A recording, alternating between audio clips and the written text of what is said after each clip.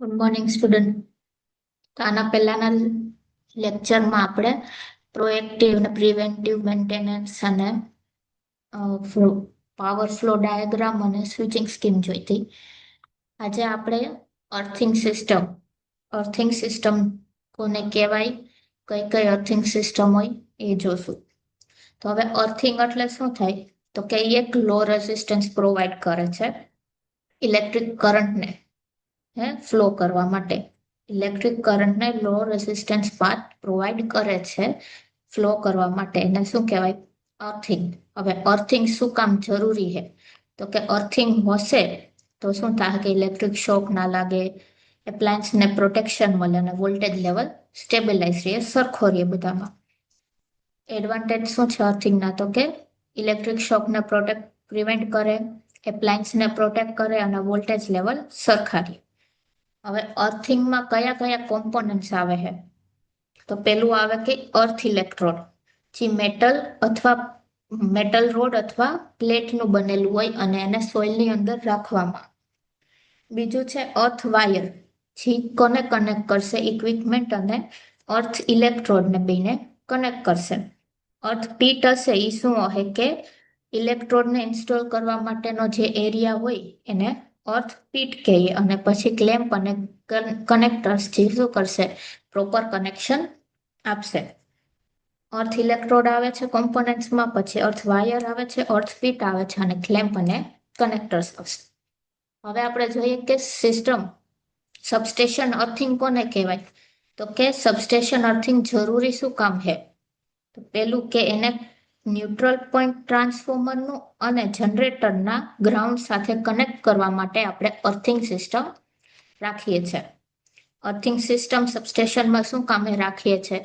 તો કે ટ્રાન્સફોર્મરના ન્યુટ્રલ પોઈન્ટ્સ અને જનરેટરના ન્યુટ્રલ પોઈન્ટ્સને ગ્રાઉન્ડ સુધી કનેક્ટ કરવા માટે આપણે સબસ્ટેશનમાં અર્થિંગ રાખીએ. હવે વિદ્યુત સાધનોની રક્ષણા. તો અર્થિંગમાં શું કઈની પ્રોટેક્શન આવે? તો કે ટ્રાન્સફોર્મર, સર્કિટ બ્રેકર તો હોય, મોટર, સ્વિચ ગિયર, કેબલ અને કંટ્રોલ પેનલ. હવે ખામી પ્રવાહ માટે નીચે પ્રતધ્યુ માર્ગ પ્રદાન કરે. કોઈ પણ કરંટમાં ખામી થઈ ગઈ હોય તો એ કયો પાથ ફ્લો કરે? તો કે ફોલ્ટ કરંટને સુરક્ષિત રીતે જમીન તરફ વહે એ જોવું પડે. પછી કરંટ જે છે ફોલ્ટ કરંટ એ કોઈ પણ ઇક્વિપમેન્ટ અથવા ઇન્સ્ટ્રુમેન્ટને નુકસાન ન કરે અને સિસ્ટમ સ્થિર અને સુરક્ષિત રહે એ જોવાનું. પછી હવે આવે છે સ્ટેપ પોટેન્શિયલ. સ્ટેપ પોટેન્શિયલ કોને કહેવાય? તો કે જ્યારે વોલ્ટેજ ડિફરન્સ આવે બે પોઈન્ટ વચ્ચે ગ્રાઉન્ડ થી એક સ્ટેપ ઉપર સુધી, જ્યારે ગ્રાઉન્ડ થી એક સ્ટેપ ઉપર સુધી બે પોઈન્ટ વચ્ચે જે ડિફરન્સ આવે એને આપણે સ્ટેપ પોટેન્શિયલ કહીએ. તો વ્યાખ્યા દર્શાવે છે કે જમીન પર ચાલતી વખતે વ્યક્તિને લાગતા વોલ્ટેજ તફાવતને સ્ટેપ પોટેન્શિયલ કહેવાય. આપણે જ્યારે જમીન ઉપર ચાલતા જઈએ અને જો આપણે શોક લાગે અથવા વોલ્ટેજ લાગે તો એને શું કહેવાય? Step potential. હવે કેવી રીતે ફ્લો થાય, કેવી રીતે એ ઉત્પન્ન થાય? તો કે કરંટ ફ્લો થાય છે આપણા પગેથી. તેના લીધે શું થાય? ઇલેક્ટ્રિક શોક લાગે કાં તો પછી માણસ મરી જાય. હવે કઈ કઈ વસ્તુ ધ્યાનમાં રાખવાની? તો કે ફોલ્ટ કરંટનો મેગ્નિટ્યુડ જોવો પડે, સોઇલની રેઝિસ્ટિવિટી કઈ છે એ જોવું પડે, ફોલ્ટ પોઈન્ટથી આપણું ડિસ્ટન્સ કેટલું છે એ જોવાનું, સોઇલનું મોઇસ્ચર કન્ટેન્ટ અને અર્થિંગ સિસ્ટમનો પ્રકાર. કઈ કઈ વસ્તુ ધ્યાનમાં રાખવી પડે? તો કે મેગ્નિટ્યુડ ઓફ ફોલ્ટ કરંટ, પછી સોઇલની રેઝિસ્ટિવિટી, આ ફોલ્ટ પોઈન્ટથી આપણો ડિસ્ટન્સ કેટલો છે, પછી સોઇલનું મોઇસ્ચર કેવું છે અને કઈ ટાઈપની અર્થિંગ વાપરી. હવે એને પ્રિવેન્ટ કરવા માટે આપણે શું શું વાપરીએ? તો કે ગ્રાઉન્ડિંગ સિસ્ટમ વાપરવાની આવે, પછી ક્રશ રોક એટલે નાના નાના પાણકા વાપરવાના, પછી ઇક્વિ પોટેન્શિયલ બિલ્ડિંગ હોય એ વાપરવાની અને પ્રોપર અર્થિંગ ડિવાઇસ વાપરવાના. આ સ્ટેપ પોટેન્શિયલનું આખું ફિગર આપેલું છે કે એક જગ્યાએ ફોલ્ટ થયો હોય ત્યાંથી આપણો જેટલો અંતર હોય એને સ્ટેપ પોટેન્શિયલ કીધું. થવાના કારણો તો કે સબસ્ટેશનમાં અર્થ ફોલ્ટ થયું હોય, જમીન નજીક વીજળી પડી હોય, કેબલના શીથમાં ખામી હોય કે પોલ અર્થિંગ સિસ્ટમ નિષ્ફળ ગયું હોય. તો હવે એને ઘટાડવાનું તો કે સમ વોલ્ટેજ અર્થિંગ ગ્રીડ પ્રદાન કરવું, બહુવધી અને ઇલેક્ટ્રોન્સ સમાંતરમાં જોડવા, સપાટી પર ક્રસ્ટ રોક મૂકવા, તમામ ધાતુની રચનાઓને બોન્ડ કરવી અને જમીન પ્રતિરોધ કરતા યોગ્ય સારવાર દ્વારા સુધારવું. હવે જેવી રીતે સ્ટેપ પોટેન્શિયલ છે એવી જ રીતે શું છે ટચ પોટેન્શિયલ. તો એ શું થાય કે કોઈ પણ ઓબ્જેક્ટ જે ગ્રાઉન્ડ કર્યું હોય કા પછી ગ્રાઉન્ડમાં જમીન ઉપર કોઈ માણસ ઊભું હોય, જો એ ફોલ્ટ વાળી જગ્યાએ ટચ કરે તો એની વચ્ચે જે વોલ્ટેજ ડિફરન્સ પેદા થાય, વોલ્ટેજ ડિફરન્સ આવે, એને ટચ પોટેન્શિયલ કહેવાય. તો કે ટચ પોટેન્શિયલ એ ગ્રાઉન્ડને ધાતુની રચના અને જમીનની સપાટી પરના બિંદુ વચ્ચેનો વોલ્ટેજ તફાવત છે. જે ધાતુ ગ્રાઉન્ડની રચના કરે અને જમીનની સપાટીના બિંદુ ઉપર હોય એ બે વચ્ચેનો જે તફાવત હોય એ શું છે તો કે ટચ પોટેન્શિયલ.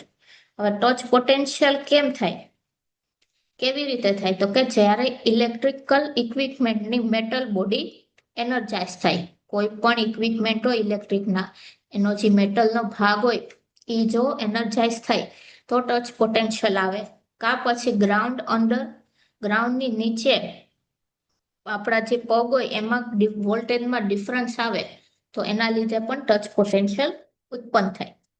હવે ટચ પોટેન્શિયલ આપણે લાગે કે ટચ પોટેન્શિયલનો શોક લાગ્યો તો શું થાય કે આપણે હાથ બળી જાય, કા પછી કાર્ડિક એરેસ્ટા થાય અને મસલ આખા જકડાઈ જાય.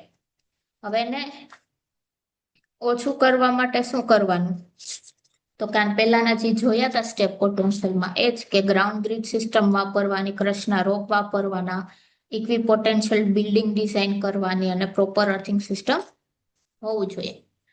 હવે આમાં શું છે કે ટચ પોટેન્શિયલને નિયમિત કરવાની પદ્ધતિ તો કે સમ વોલ્ટેજ બિલ્ડિંગ, અર્થિંગ મેટર્સ, બહુવિધ અર્થ જોડવાનું, જમીનનો પ્રતિરોધ નિયંત્રણ કરવાની અને ઝડપી ખામી દૂર કરવાની. હવે આવે છે ટ્રાન્સફર પોટેન્શિયલ. ટ્રાન્સફર પોટેન્શિયલ કોને કહેવાય કે જ્યારે એક લોકેશનથી આપણે વોલ્ટેજને કેરી કરી અને બીજા લોકેશન કંડક્ટરથી આપણે એને ત્યાં લઈ ગયા, એને શું કહેવું ટ્રાન્સફર પોટેન્શિયલ. ટ્રાન્સફર એટલે એક જગ્યાએથી બીજી જગ્યાએ આપણે વોલ્ટેજને ટ્રાન્સફર કરીએ એને ટ્રાન્સફર કહેવાય. એવી જ રીતે એક જગ્યાએથી બીજી જગ્યાએ વોલ્ટેજનું ટ્રાન્સફર થઈ ગયું હોય તો એને ટ્રાન્સફર પોટેન્શિયલ કહેવાય. હવે ટ્રાન્સફર કોના માધ્યમથી થાય તો કે અર્થ વાયર હોય એનાથી, મેટાલિક પાઇપ્સ હોય તો એનાથી, અને કેબલ શીટ હોય તો એનાથી થાય. હવે ટચ પોટેન્શિયલ જે છે એના લીધે શું બને તો કે બે સ્ટેપ અને ટ્રાન્સફર પોટેન્શિયલ થી સ્ટેપ અને ટચ પોટેન્શિયલ બે બને. હવે ટ્રાન્સફર પોટેન્શિયલ ને પ્રિવેન્ટ કરવું માની પદ્ધતિ તો કે પાઇપ અને વાડ પર ઇન્સ્યુલેટિંગ જોડાણનો ઉપયોગ કરવો, બાઇન્ડરિંગ વાલ્ડ માટે અલગ અર્થિંગ પ્રદાન કરવું, ટેલિકોમ અને કંટ્રોલ કેબલના અલગ રાખવા અને બાહ્ય ધાતુની રચનાઓને સીધા સબસ્ટેશન અર્થ ગ્રીડ સાથે બેન્ડિંગ કરવાનું ટકાવવું. હવે આવે છે ફ્લોટિંગ પોટેન્શિયલ. તો શું છે કે કોઈ એવી સિચ્યુએશન આવી કે જ્યાં કંડક્ટર કે ઓબ્જેક્ટ હોય એ અર્થ હારે કનેક્ટેડ ન હોય તોય પણ કંઈક વોલ્ટેજ એમાં ઉત્પન્ન થાય તો એને શું કીધું ફ્લોટિંગ પોટેન્શિયલ. જ્યારે કોઈ પણ કંડક્ટર અને ઓબ્જેક્ટ અર્થ હારે કનેક્ટેડ ન હોય છતાં પણ કોઈક વોલ્ટેજ એમાં ડેવલપ થયું તો એને શું કીધું ફ્લોટિંગ પોટેન્શિયલ. હવે ફ્લોટિંગ પોટેન્શિયલ કેના કારણે ઉત્પન્ન થાય તો કે ઇક્વિપમેન્ટ સરખી રીતે આપણે અર્થિંગ ન કર્યું હોય, લીકેજ કરંટ ફ્લો થતો હોય, કા પછી કેપેસિટિવ કપલિંગ હોય અથવા વોલ્ટેજ ઇન્ડ્યુસ થયા હોય. ફ્લોટિંગ પોટેન્શિયલ શેના લીધે થયું હોય તો કે આપણે ઇક્વિપમેન્ટના સરખા પ્રોપરલી અર્થ ન કર્યું હોય, લીકેજ કરંટ એમાંથી ફ્લો થતો હોય, કેપેસિટિવ કપલિંગ હોય અથવા એમાં વોલ્ટેજ ઇન્ડ્યુસ થયા હોય તો એના લીધે ફ્લોટિંગ પોટેન્શિયલ થાય. હવે એને અટકાવવા માટે આપણે શું કરીએ તો કે અર્થિંગ સિસ્ટમ પ્રોપર હોવી જોઈએ, ગ્રાઉન્ડ કંડક્ટર આપણે વાપરવાના, રેગ્યુલરલી ઇન્સ્પેક્ટ કરવાનું, રેગ્યુલરલી જોવાનું કે સિસ્ટમ અર્થિંગ છે કે નહીં અને ઇન્સ્યુલેશન લગાડવાનું. આપણે 4 ટાઈપના અર્થિંગ જોયા. પહેલું સ્ટેપ, ટચ, ટ્રાન્સફર અને ફ્લોટિંગ પોટેન્શિયલ. હવે આપણે આના આઈ રૂલ્સ જોશું અર્થિંગ સિસ્ટમના. સબસ્ટેશન અર્થિંગ કરીએ તો એના પ્રકાર કઈ તો કે સોલિડલી ગ્રાઉન્ડ સિસ્ટમ. તો એમાં શું હોય કે જ્યારે ન્યુટ્રલ, ટ્રાન્સફોર્મરનું ન્યુટ્રલ અથવા જનરેટરનું ન્યુટ્રલ આપણે ડાયરેક્ટલી અર્થ સાથે કોઈ પણ ઇન્ટરનલ રેઝિસ્ટન્સ કે ઇમ્પિડન્સ વગર આપણે એને કનેક્ટ કરીએ તો એ શું થઈ ગયું, એક ટાઈપનું સોલિડલી ગ્રાઉન્ડ સિસ્ટમ. હવે એની લાક્ષણિકતા શું છે કે ન્યુટ્રલ છે તો એનું અર્થ પોટેન્શિયલ હશે, પછી ફોલ્ટ કરંટ લિમિટ થઈ જાય સિસ્ટમથી જ, અને હાઈ ફોલ્ટ કરંટના લીધે એ પ્રોટેક્ટ કરશે ડિવાઇસને ઓપરેટ કરવા ટાઈમે. પેલું તો કે ન્યુટ્રલ છે એ અર્થ પોટેન્શિયલ થઈ જાય, ફોલ્ટ કરંટ લિમિટ થઈ જાય અને હાઈ ફોલ્ટ કરંટ પ્રોવાઈડ કરે ઓપરેટ કરવા ટાઈમે. એડવાન્ટેજમાં તો કે સિમ્પલ ડિઝાઇન છે, ફોલ્ટ ડિટેક્શન આપણે સહેલાઈથી કરી શકીએ અને ઓવર કરંટમાં પ્રોટેક્શન આપે. ગેરફાયદામાં તો કે હાઈ ફોલ્ટ કરંટ છે એટલે ઇક્વિપમેન્ટ ડેમેજ થાય, આર્ક ફ્લેશ થાય એટલે હાઈ ફોલ્ટ કરંટ છે એટલે આર્ક ઉત્પન્ન થાય અને લોંગ ડિસ્ટન્સ ટ્રાન્સમિશન અથવા ડિસ્ટ્રીબ્યુશન લાઇન માટે સુટેબલ નથી. એપ્લિકેશનમાં તો કે ટ્રાન્સમિશન સબસ્ટેશનમાં વપરાય અને ઇન્ડસ્ટ્રીયલ પ્લાન્ટમાં વપરાય. સોલિડલી ગ્રાઉન્ડ કોને કહેવાય તો કે જ્યારે ટ્રાન્સફોર્મર અથવા જનરેટરનું ન્યુટ્રલ ડાયરેક્ટલી અર્થ સાથે કોઈ પણ ઇન્ટેન્શનલ રેઝિસ્ટન્સ કે ઇમ્પિડન્સ વગર આપણે કનેક્ટ કરીએ તો એને સોલિડલી ગ્રાઉન્ડ સિસ્ટમ કહેવાય.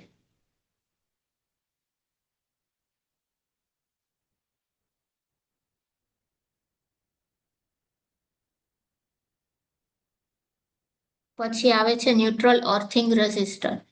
તો કે એ શું છે, જ્યારે ન્યુટ્રલ રજિસ્ટર આપણે કનેક્ટ કરીએ ન્યુટ્રલ અને અર્થ વચ્ચે ફોલ્ટ કરંટને લિમિટ કરવા માટે, તો એને શું કીધું, ન્યુટ્રલ અર્થિંગ રેઝિસ્ટન્સ. એની લાક્ષણિકતા તો કે ફોલ્ટ કરંટ લિમિટ થાય સેફ વેલ્યુ સુધી, ઇક્વિપમેન્ટનું સ્ટ્રેસ ઓછું થઈ જાય, આર્ક ફ્લેશ અને ટ્રાન્સિયન્ટ ઓવર વોલ્ટેજને કંટ્રોલ કરે.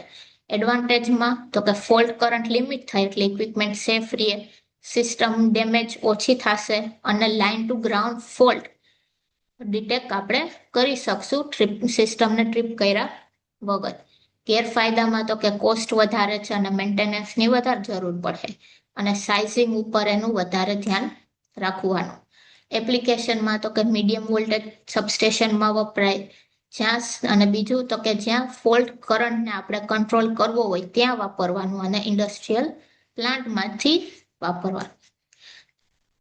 રેઝિસ્ટિવ ગ્રાઉન્ડિંગ કોને કહેશું તો કે જ્યારે ન્યુટ્રલ અને અર્થને આપણે કનેક્ટ કરીએ ફોલ્ટ લિમિટને કંટ્રોલ કરવા માટે, એને ન્યુટ્રલ રેઝિસ્ટન્સ અર્થિંગ કહેશું.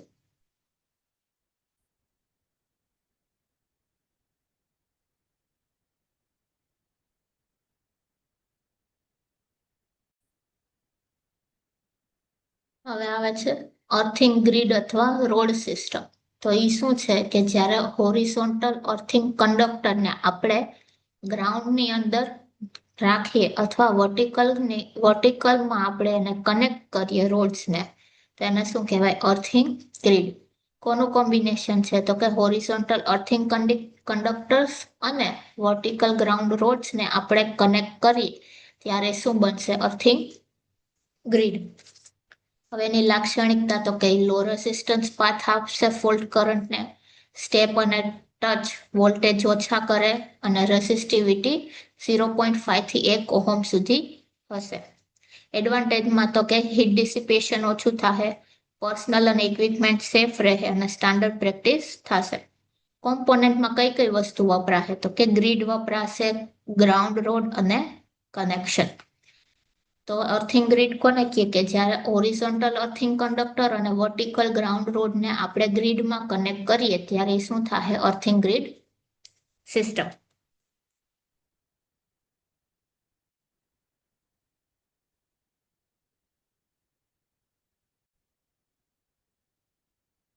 છે કાઉન્ટર પીસ સિસ્ટમ. તો કે જ્યારે રેડિયલ નેટવર્કને આપણે સ્ટેશન સુધી એક્સટેન્ડ કરીએ આઉટવર્ડ ડાયરેક્શનમાં અને કનેક્ટ કરીએ રોડના એન્ડ સુધી, ત્યારે એ કયું બનશે? તો કે કાઉન્ટર પોઈસ સિસ્ટમ. એની લાક્ષણિકતા કે જ્યાં હાઈ સોલ રેઝિસ્ટિવિટી હોય ત્યાં જ વપરાય, રો રેઝિસ્ટન્સ પાથ આપશે અને કમ્બાઈન કરશે અર્થિંગ ગ્રીડને. એડવાન્ટેજ તો કે સ્ટેપ અને ટચ પોટેન્શિયલ ઓછા થાય, કોસ્ટ ઇફેક્ટિવ હશે અને ગ્રાઉન્ડિંગ એફિશિયન્સીને વધારે. ડિસએડવાન્ટેજમાં તો કે વધારે એરિયાની જરૂર પડે અને કોરોઝનની પ્રોટેક્શનની પણ જરૂર પડશે. એપ્લિકેશનમાં તો કે ડેઝર્ટ અને રોક પહાડવાળા જે સબસ્ટેશન હોય અહીંયા યુઝ થાય અને supplementary to main grounding grid, supplement છે મેન ગ્રાઉન્ડિંગ સિસ્ટમ.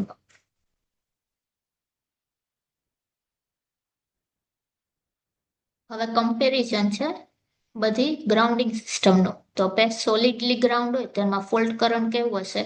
વધારે હશે. જ્યાં રેઝિસ્ટિવમાં કંટ્રોલ્ડ હશે, ગ્રીડમાં મોડરેટ હશે અને કાઉન્ટર પોઈસમાં પણ મોડરેટ હશે. સેફટી જોઈએ તો સોલિડી ગ્રાઉન્ડમાં મોડરેટ હશે, રેઝિસ્ટિવમાં હાઈ હશે, ગ્રીડમાં પણ હાઈ હશે અને કાઉન્ટર પોઈસમાં પણ હાઈ હશે. કોસ્ટ વાઇઝ તો કે સોલિડીમાં લો, બાકી બીધામાં મીડિયમ. અને યુઝીસ જોઈએ તો સોલિડી ક્યાં વપરાશે? ટ્રાન્સમિશન અને ઇન્ડસ્ટ્રીયલમાં. જ્યાં રેઝિસ્ટિવિટી હશે એ મીડિયમ વોલ્ટેજ અને સેન્સિટિવ લોડ માટે વપરાય. ગ્રીડ હશે એ મોડર્ન સબસ્ટેશન માટે અને કાઉન્ટર પોઈસ હાઈ રેઝિસ્ટિવ સોઇલ માટે. હવે આવે છે બધા સેફટી રૂલ્સ. તો કે પહેલું કયું છે? Code of practice for earthing. એનું મેઇન પર્પસ શું છે કે અર્થિંગ સિસ્ટમને સેફલી આપણે કેવી રીતે ઇન્સ્ટોલ કરી શકીએ એ જોવું. કી રિકમેન્ડેશનમાં તો કે અર્થિંગ સિસ્ટમની ડિઝાઇન સરખી હોવી જોઈએ, સ્ટેપ અને ટચ વોલ્ટેજ સેફટી જોવાનું, ગ્રાઉન્ડિંગ કંડક્ટર કયા વાપરીએ અને ન્યુટ્રલ અર્થિંગ કેવી રીતે કરશો. તો અર્થિંગ સિસ્ટમ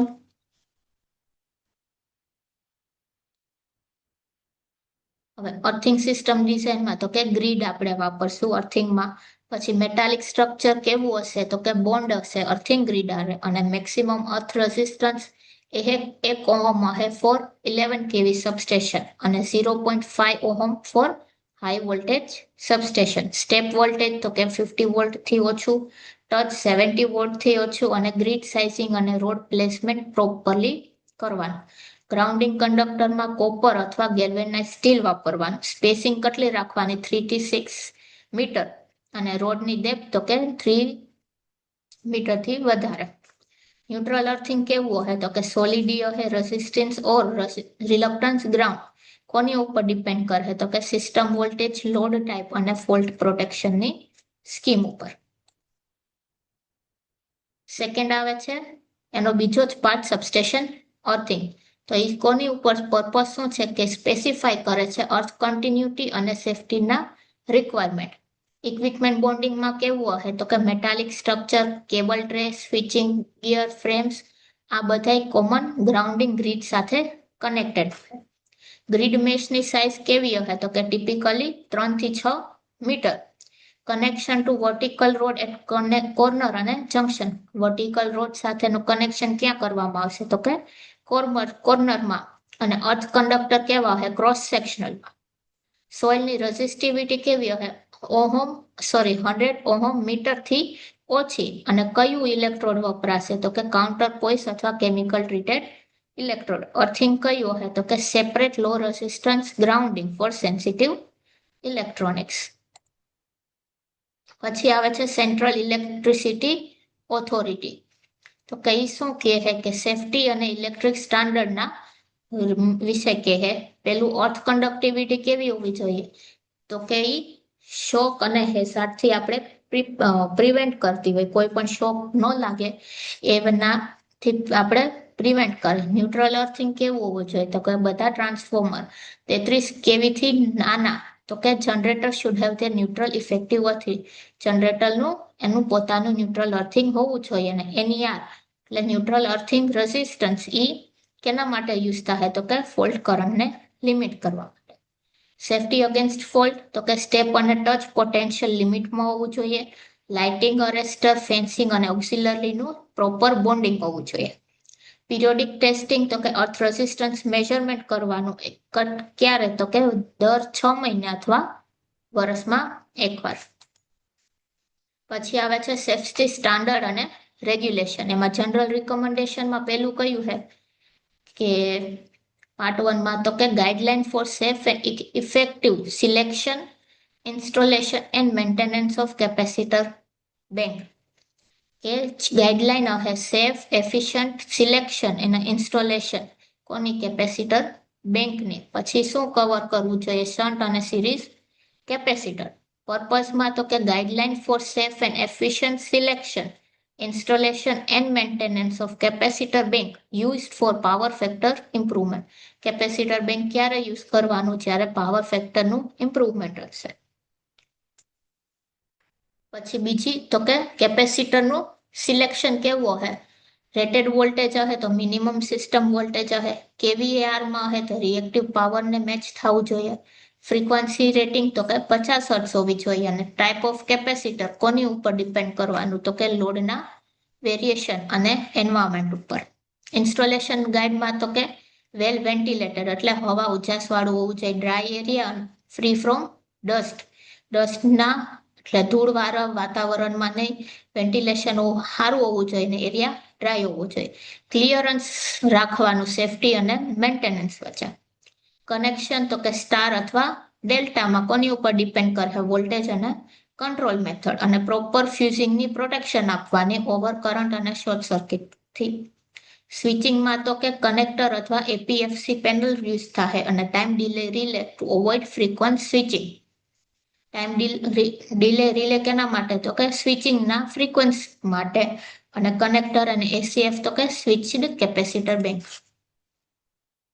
પછી પ્રોટેક્શન અગેન્સ્ટ ઓવરલોડ તો કે ફ્યુઝ વાપરવાનું ઓવર વોલ્ટેજ પ્રોટેક્શન વાપરવાનું અને હાર્મોનિક પ્રોટેક્શન વાપરવાનું. મેન્ટેનન્સમાં તો કે વિઝ્યુઅલ તો કે બ્લજિંગ નથી લીકેજ નથી ડસ્ટ ને એ બધું જોવાનું. ઇલેક્ટ્રિકલ ટેસ્ટિંગમાં તો કે ઇન્સ્યુલેશન રેઝિસ્ટન્સ પિરિયોડિકલી ચેક કરવાનું અને કેપેસિટન્સની વેલ્યુ ચેક કરવાની.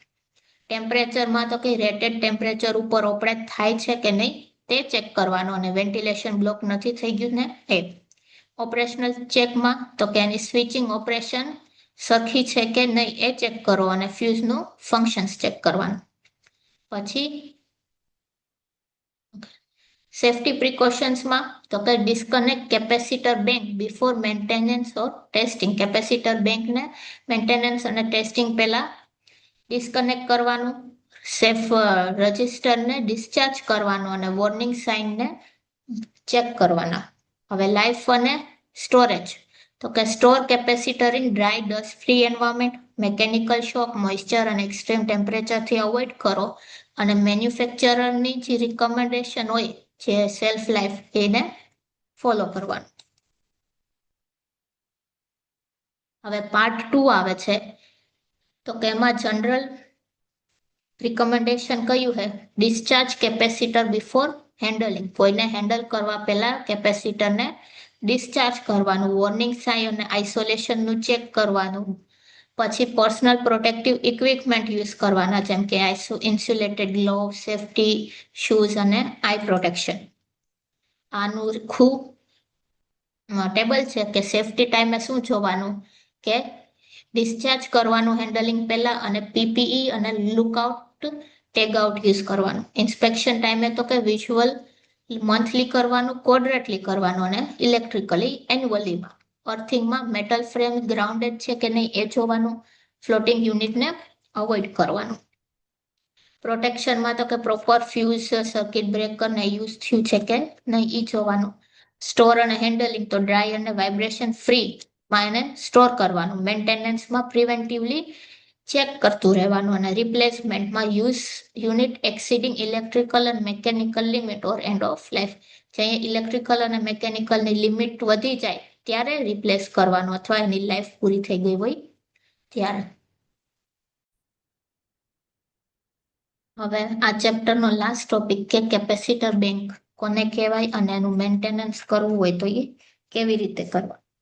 કેપેસિટર બેંક શું છે તો કે એક સેટ છે કેપેસિટરનો જે સિરીઝ પેરેલલ અથવા સિરીઝ પેરેલલના કોમ્બિનેશનમાં કનેક્ટ કર્યું હોય. શેના માટે તો કે રિએક્ટિવ પાવરને પ્રોવાઈડ કરવા માટે. તો અહીંયા ફેઝ ડાયાગ્રામ આપ્યો છે કેપેસિટર બેંકનો. તો કે એનું વર્કિંગમાં શું છે કે આકૃતિ મુજબ ઇન્ડક્ટિવ લોડ દ્વારા ખેંચાતો કરંટ સપ્લાય વોલ્ટેજ કરતા φ1 કર્ણ પાછળ છે. આ જે φ1 છે એ વોલ્ટેજ કરતા પાછળ આવે અને એવી જ રીતે જ્યાં કેપેસિટર જોડ્યું છે ત્યાંનો વોલ્ટેજ જે હશે એ 90 ડિગ્રી આગળ હશે.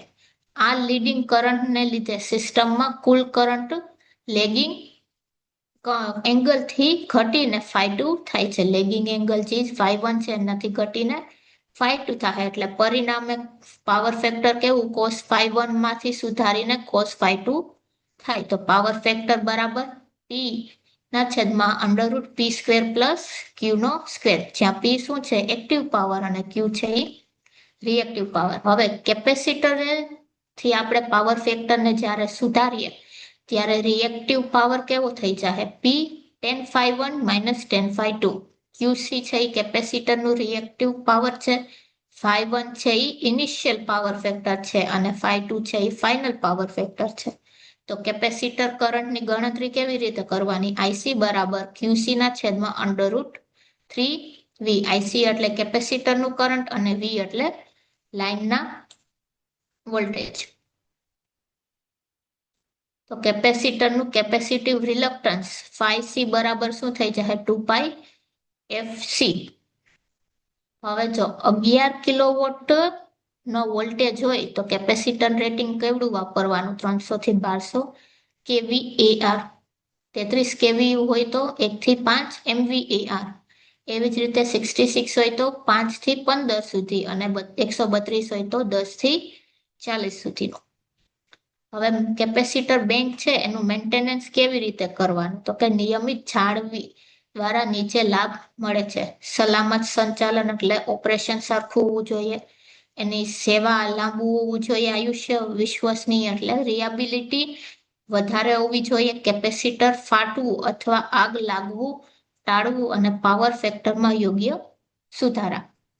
જાળવણીના મુખ્ય ઉદ્દેશ્ય તો કે કેપેસિટર બેંકને સ્વત કાર્યક્ષમ સ્થિતિમાં રાખવું.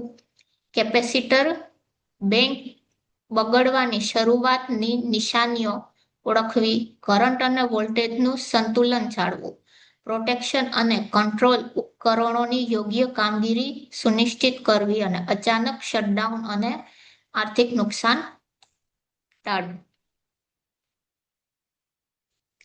હવે કેપેસિટર બેંક જાળવવી પહેલા સુરક્ષા ટેકેદારી તો કે બ્રેકર કનેક્ટર બંધ કરો, અર્થ સ્વિચ લગાવો અને લોટોની પ્રક્રિયા ચાલન કરો, મેં નેટવર્ક બોર્ડ પ્રસિદ્ધિત કરો, આઇસોલેશન બાદ ઓછામાં ઓછી 5 મિનિટ રાહ જોવી, કેપેસિટર ડિસ્ચાર્જ કરો અને વોલ્ટેજ 50 વોલ્ટથી ઓછા હોવાની ખાતરી કરવી.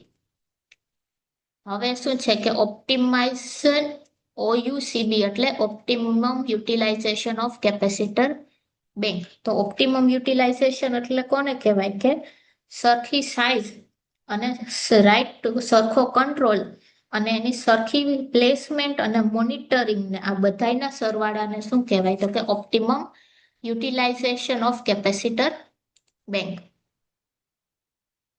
તો હવે એની જરૂરિયાત શું કામ પડે છે તો કે એગ્રીકલ્ચર લોડ મોટા ભાગે સ્થિર હોય છે, પરંતુ જો ઋતુ અને સ્થાન પ્રમાણે બદલાય. પછી ઇન્ડસ્ટ્રીયલ અને ડોમેસ્ટિક લોડ સામાન્ય રીતે ગ્રાહકો પોતે કમ્પન્સેટ કરે છે.